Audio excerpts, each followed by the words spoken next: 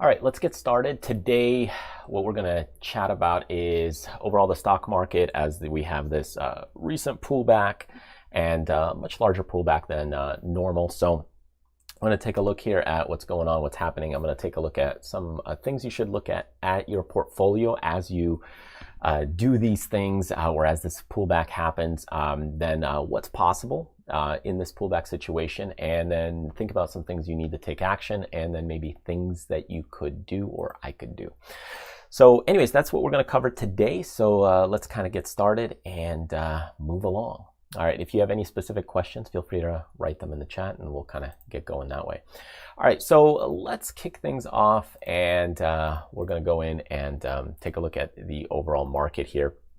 So what I want to do is just look at the SPY and the QQQ. Really, you could look at the SPX. This is just the normal markets that a lot of the traders or big boys really look at. You could look at the Dow Jones, but the Dow Jones only has 30 stocks or so. It's not really useful. So the first thing that we want to take a look at is just overall, where are we? Where have we been? And I'm using the candlesticks here. Normally I actually use the bars. It's just a lot more cleaner for me.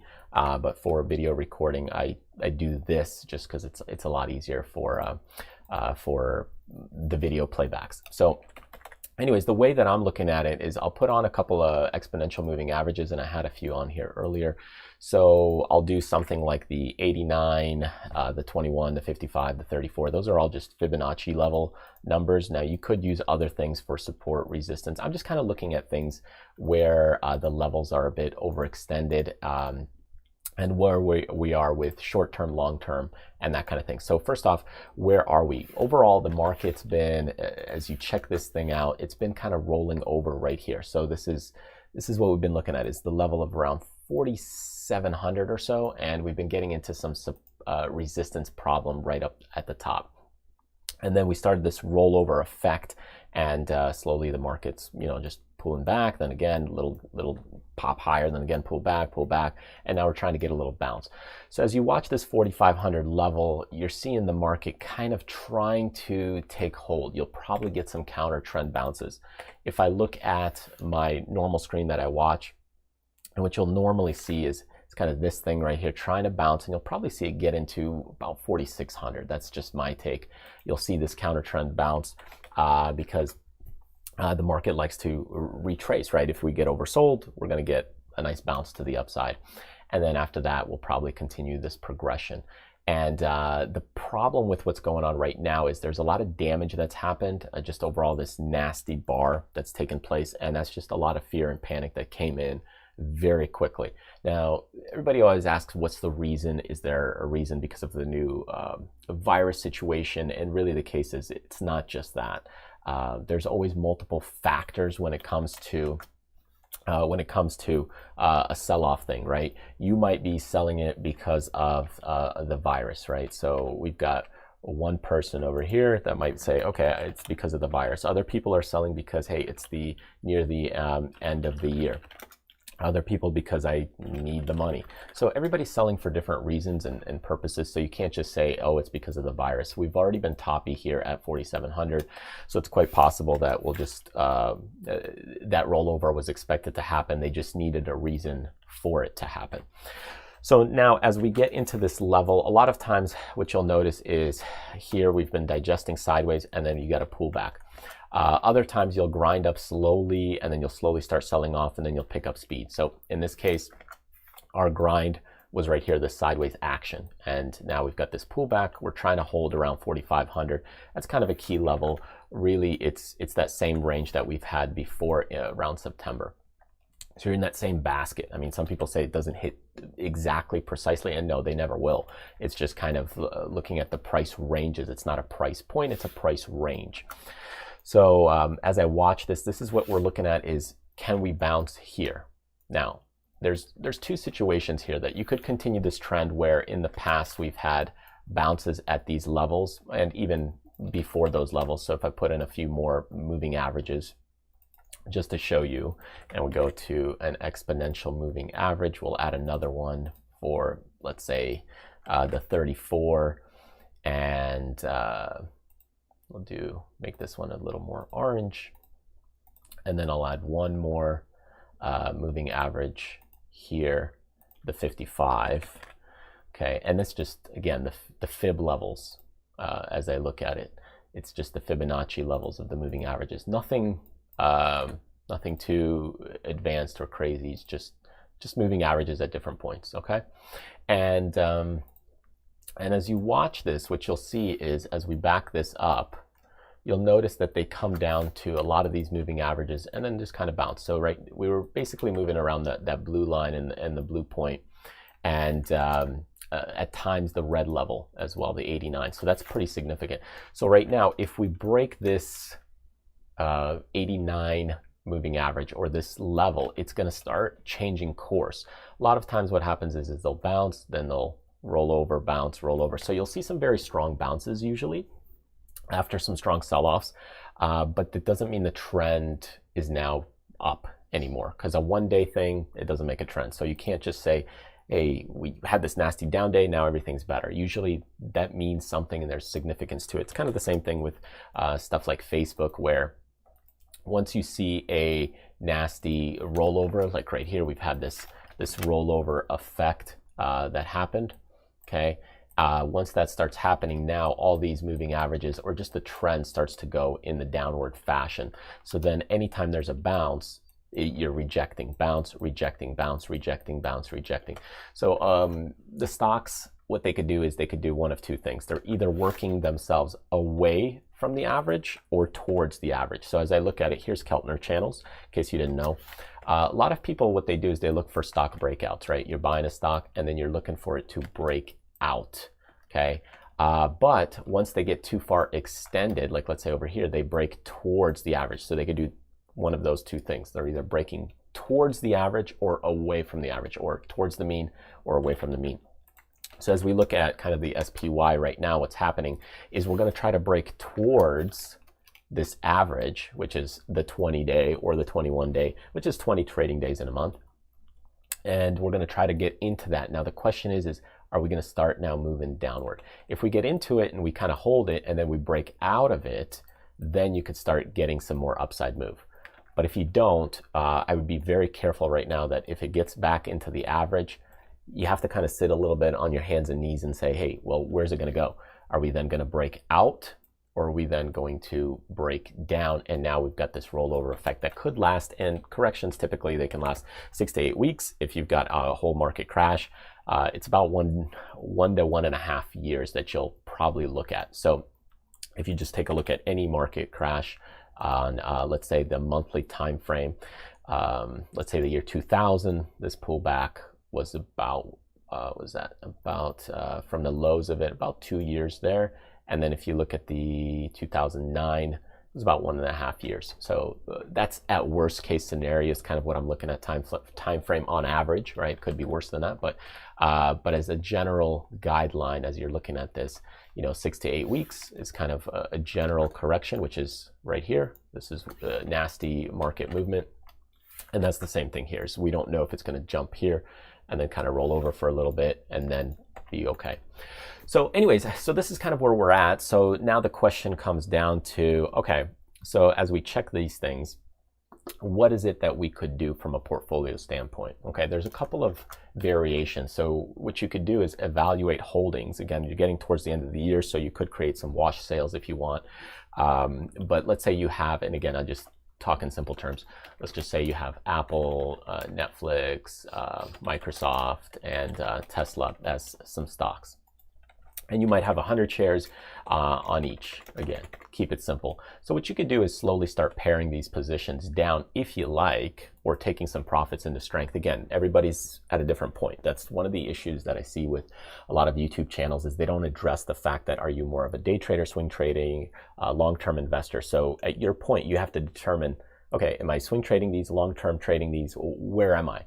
So if you normally hold, let's say 100 shares, and you're, let's say, a long-term investor, maybe you pare it down to 70, okay? And you might do that across the board, and you might take some profits. You go down to 70. You might do that in a different way. You might pare down one and say, go down to 0 on one of them and keep the rest at their full capacity. The point is you want to open up your cash flow, right? It's kind of like taking money off the table. So that way, when the opportunity presents itself and it does start to roll back over, it's kind of like weathering the storm.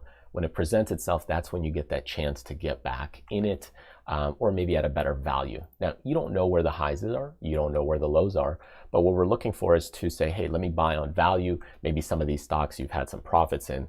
So if I'm looking to buy on value, that storm's not over in a day. It doesn't happen, doesn't work that way. Same thing back here. It doesn't matter which stock you're dealing with, even with Facebook here. Let's go back to candlesticks. It's just easier for you guys to see. You can see right here, stocks are attempting to bounce and people will see these nice markers. It's like, oh, it's green now. 1 or 2 days. No, it's not going to happen. Then it continues. You get a couple more green bars. No. And then it still didn't happen. You get a few more green bars. Nope, still didn't work. So eventually it takes that turnaround, right? It's like a big cruise line. When it's going in one direction, let's say you got to go back. You're going in one direction. To turn around, you first got to kind of stop that ship and slowly make that turn. It takes time, right? It may take an hour or two to turn that ship around if it's cruising. So that's what's happening here with these big stocks. For them to turn that around, it takes time. And you can see right here, even then, you think it's going up, we still got this downward. So this turnaround will take time. And that means for the overall market, whether you're looking at the SPY, whether you're looking at the QQQs, whether you're looking at the IWMs, and a lot of the stocks are struggling. So here's Disney. I'm kind of watching for where's the turnaround going to be, right? On a lot of these stocks. I have a lot of alerts set on many different stocks at different points. So let's just pull it up on, like, let's say Zoom. Okay, when is this going to start rolling this way? We have no idea, but we're kind of waiting for that time frame. How about things like Zillow? The same thing. I mean, certain stocks like this were selling off even beforehand. They were taking money off the table earlier. Visa, same point. You can see, okay, we've got like a little green bar tick on the weekly, but again, is it time for it? No, not yet. So for me personally, I would pare down positions and then start evaluating on some of the new candidates of when it's nice to get in, right? Here's Target, the same thing. Like, when is it going to start rolling over? You've got a bunch of stocks out there. PayPal, just take a look, sell off. I've got stuff on Roku here that, okay, we're waiting. It's not the time to jump in. If you look at the weekly, it's still going down. So this may take multiple weeks. Look, red day, pretty much red week, flat week, red week. Again, it may take like 3 to 5 weeks just for it to start going sideways and then go back up. So anyways, looking at paring those positions down is kind of one thing to do and to go to with if you're like, okay, I've got some profits and so on. If you're day trading, swing trading, these kinds of things, this is day trader's paradise really, because you could get in one day, the market moves very quickly, it'll reverse. So if you're watching these things, like let's say you're getting it at the highs right here, as you start to see a big red bar, you hold it for a few minutes, it could be an hour, and then you're out. So because you've got a lot of volatility. The problem with these types of conditions, if you're trading, you want to go ahead and usually pare down positions. So if you're trading, let's say 5,000 on average, maybe trade with like $1,500 in capital. So you're reducing size because the magnitude of the movement is much larger. So it's going to whip you around. So for example, one normal day on the S&P, you might get between 10 to 20 point range, or maybe even 30, depending on volatility levels. Now you might get a 50, 70 point move in a single day, just like that. So you're trading like 2 to 3 days worth, maybe even 4 days or a whole week's worth in a matter of a day. So in that case, you want to reduce your capital size or allocation to any position. So if you normally trade, let's say $1,000 on a position, you might want to reduce that to only like a $300 position, simply because the magnitudes of the moves are faster. It's like if you're driving a car, if you're going 30 miles an hour on average, that's what you're used to, and now strap into a car and you go 250 miles an hour, it's just a lot faster. So you want to be mindful and be careful with the speed that you're going at, because now you've got dangerous conditions, and especially if you add like rain to that and let's say bald tires, it just gets nastier and nastier. And that's what's happening right now. You can't trade the same way. You have to trade lighter, because you're going to get about 3 to 5 days worth of trading in a single day as far as the volatility goes, which is the magnitude of the movement if you don't know what volatility is. And you can kind of get an idea of this on the VIX, but it only takes about the 30-day options, 32, it's like the 25 to 35-day options into account. So it's not really a perfect indicator. It's kind of old, but it's a good one, and it's the one that we have.